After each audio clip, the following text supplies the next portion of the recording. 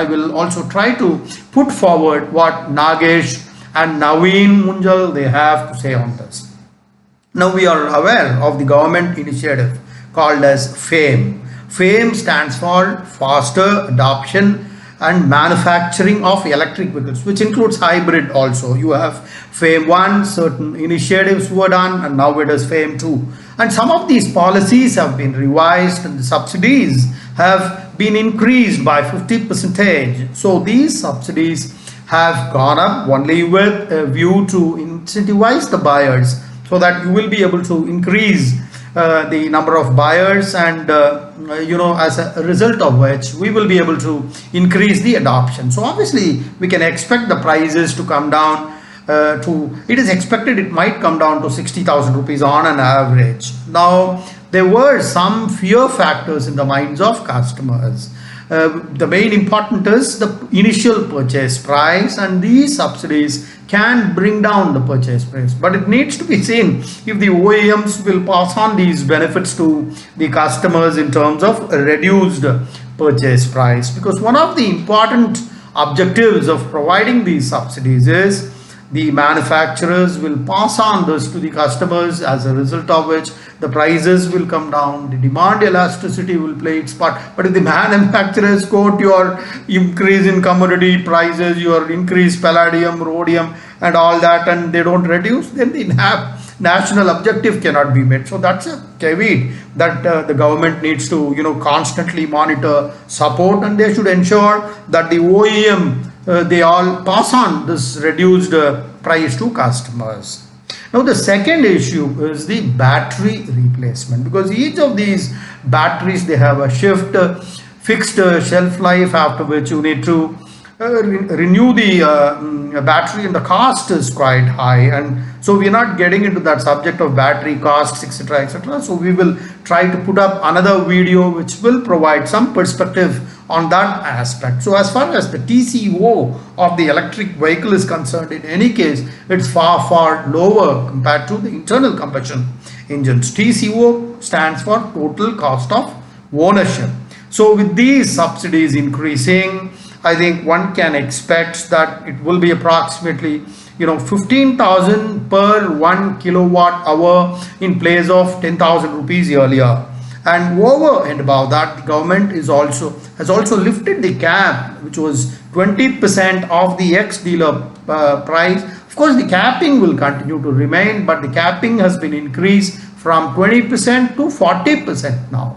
Now, as regards the price, as regards the running cost, obviously electric vehicles, you can compare with the IC engines on these two parameters as far as petrol cars are concerned. That is, the operating economics are very much in favor of the electric vehicles. The only issue was the purchase price, and this is a very welcome move as far as the government step of increasing the subsidies are concerned. Now this reduces the initial price. Now there are certain pain points as far as the adoption of electric vehicles is concerned. One is the industry awareness. Many are not aware of what this EV is. So though people get a lot to hear about electric vehicles, both in terms of television interviews, in terms of news items in the press, televisions, etc., but generally people lack awareness. Even today there is a inclination of customers to go for IC engines, that is petrol and diesel. And second, of course, awareness can be built. I think government is working on it. A lot of OEMs are working on it. OEMs can play a very important role in this. The second is the initial price, and one can hope with these subsidies increase coming into this, that can be worked out. So this price parity, the unit economics will start playing their role, which will make electric vehicles more and more competitive with your IC engines, petrol and diesel. And the next is the range anxiety. That is one of the greatest issues, because what one tank full of IC engine can take you, I don't know, thousands of kilometers. you have this range issue as far as the battery cars are concerned. But I think over a period of time, technology is something which can solve these kind of problems, and a lot of R&D is happening, and probably they will come up with some technology where the range can be increased to 750 kilometers or 1000 kilometers. We really do not know. So these are some of the factors that will ensure some kind of a paradigm shift from IC engines to battery cars, right? So some of the benefits, if you see, there is benefit for the environment, but as you know, customers are not bothered about your environment, your pollution, your ECG framework. Those are things which are positive externalities, and no customer is bothered about it, though it applies to you and me also. They are more bothered about the price, the operational cost, your TCO, etc. That's what the customer looks at, but that's fine. The price is competitive nowadays, and secondly, the batteries are being made portable. In fact, Naveen Munjal, in one of his interviews, he said that he is working on some batteries which are portable. If you don't have a charging unit in the basement or anywhere, these batteries are portable. You can bring them home and you can have them charged in your house. All these are being done, and they are also increasing their product lineup, which means there is a flexibility to choose from electric vehicles which can run at 25 kilometers an hour. And for these cars, no licenses are required, no registration is required. And there is a second range of vehicles which can run in the city speed, which can run at say 45 kilometer speed, and there are 80 kilometer range vehicles, and all that product lineups. We will try to put all this in a separate video. So irrespective of whatever categories these vehicles fall in, the costs will be far less, and the price parity with respect to the IC engines can be improved largely. But yes, there is a very big issue, which is the charging infrastructure, which we have not discussed so far. Now let me give you some statistics in terms of what it is. Hero company, they have already established 1600 charging stations. Look at those efforts. They are also on the process of training mechanics. Now they claim that the mechanics understand the operations of electric vehicles. They know electronic mobility, they know all those controls, and once this ecosystem is created, then your price, parity, etc., and some of the anxieties that customers had all these years with respect to electric vehicles can be sorted out. So it still remains to be a start, especially considering only 1.2% of the total vehicles registered are electric. It is still a start. It is in the early stages. Lot needs to be done, but that's a very good start, right?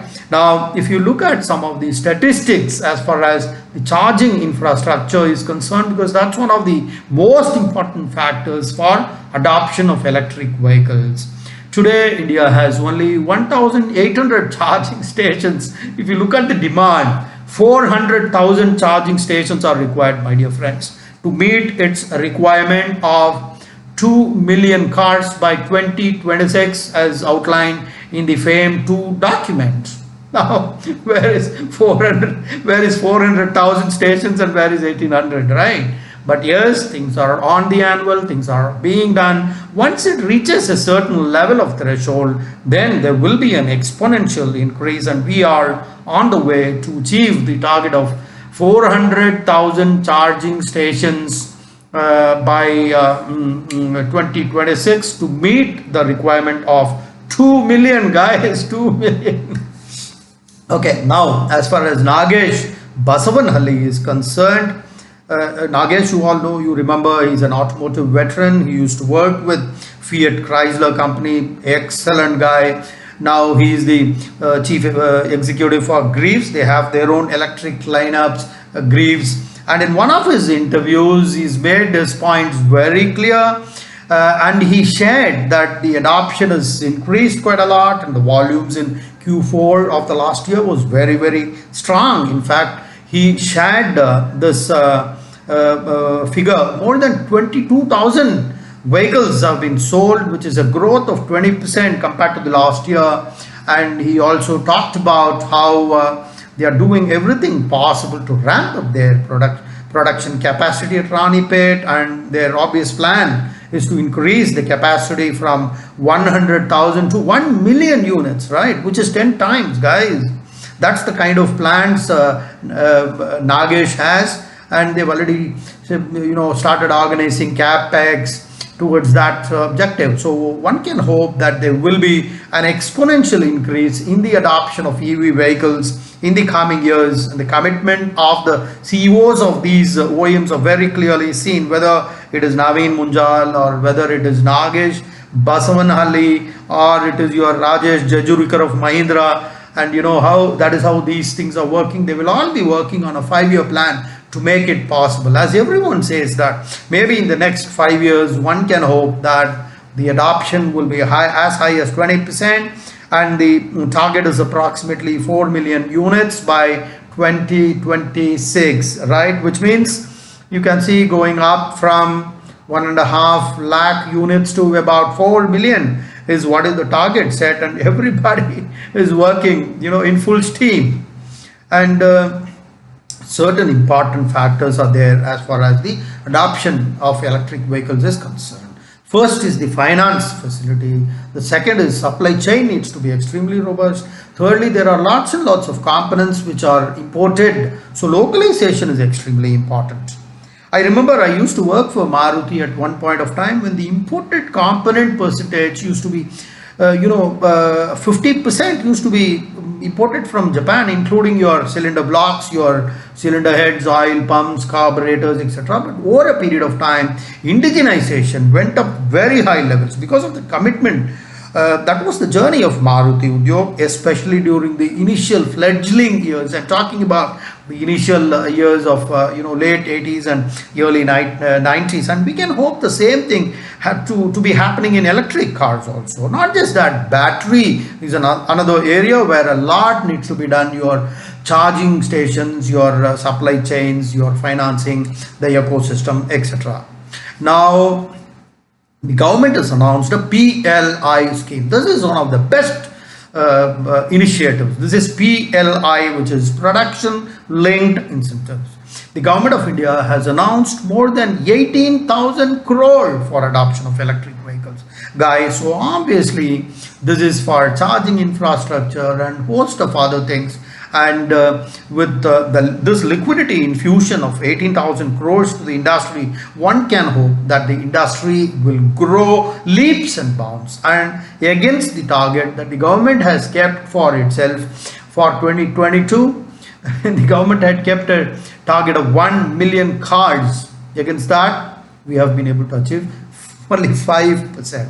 The second wave of COVID, there are teething issues. Man proposes, God disposes. But let's see, we have the resolve, we have the initiative. The CEOs of these OEMs, whether it is Naveen Munjal, whether it is Nagesh, whether it is Rajesh Jejurikar of Mahindra, they are all committed, and one can hope that this adoption will increase in the months and years to come. So as far as the FAME 2 goals, we talked about the government targets. The government hopes that we will be able to sell 10 lakh two-wheelers. Passenger cars will be somewhere around 55,000 and buses will be somewhere around 7,000. But against this target of 10 lakh for two-wheelers, we have been able to achieve only 58,000 in two-wheelers against a target of 5 lakh. We have been able to achieve only 15,000, and against a target of 55,000 for passenger cars, I think we have been able to achieve only 1,500, 2,000, 2,500. As regards buses, as against a target of 7,000, which could be few hundreds, right?